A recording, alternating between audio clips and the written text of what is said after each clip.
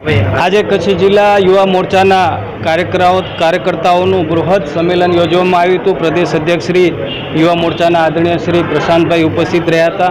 અનેક કાર્યકર્તાઓની ઉપસ્થિતિની અંદર આજે અમારા શક્તિ કેન્દ્રના અને બૂથના અનેક કાર્યકર્તાઓ ઉપસ્થિત રહ્યા હતા। જ્યારે 7 મેના મતદાન થવાનું છે ત્યારે એ મતદાન માટે યુવા મોરચો પોતાનું પ્લાનિંગ કરે, આગળ આવે એ પ્રકારનું કાર્ય અને માર્ગદર્શન આજે આપવામાં આવ્યું હતું। અમારા અનેક યુવા મોરચાના કાર્યકર્તાઓ આજે બૂથ ઉપર જે પ્રકારે કામ કરી રહ્યા છે અને આજે સંકલ્પ લઈને જશે અને લોકસભાની ચૂંટણીની અંદર બહુ મોટું મતદાન કરવામાં પણ એમનું યોગદાન રહેશે। મારું નામ તાપસ શાહ છે।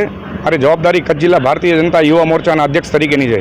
આજ રોજ અમારા પ્રદેશ અધ્યક્ષ શ્રી પ્રશાંતભાઈ કોરાટ આજે ઉપસ્થિતિમાં આજે કચ્છ જિલ્લાના શક્તિ કેન્દ્રના સંયોજકો અને પ્રભારીશ્રીઓ જે આખા કચ્છ જિલ્લાના શક્તિ કેન્દ્રો છે એના પ્રભારી અને આની પ્રમુખોની બેઠક છે અને સમસ્ત કચ્છ જિલ્લા યુવા મોરચો આજે ટાઉન હોલ મધ્ય ઉપસ્થિત છે। આજે પ્રશાંતભાઈ કોરાટ પણ જે બૂથ લેવલે જે 2024 ચૂંટણીના કાર્યક્રમના અંતર્ગત આજે સૌને માર્ગદર્શન કરવાના છે।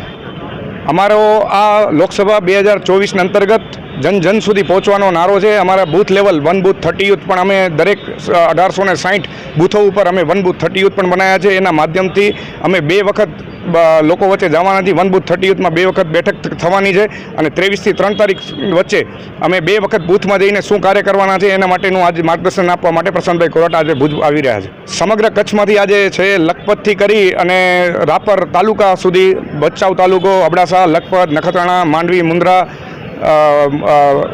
ભુજ શહેર તાલુકો, ત્યાંથી આખા સમગ્ર કચ્છમાંથી આજે યુવાનો અહીંયા આવી રહ્યા છે। મોરબીના પણ મિત્રો, યુવા મોરચાના મિત્રો પણ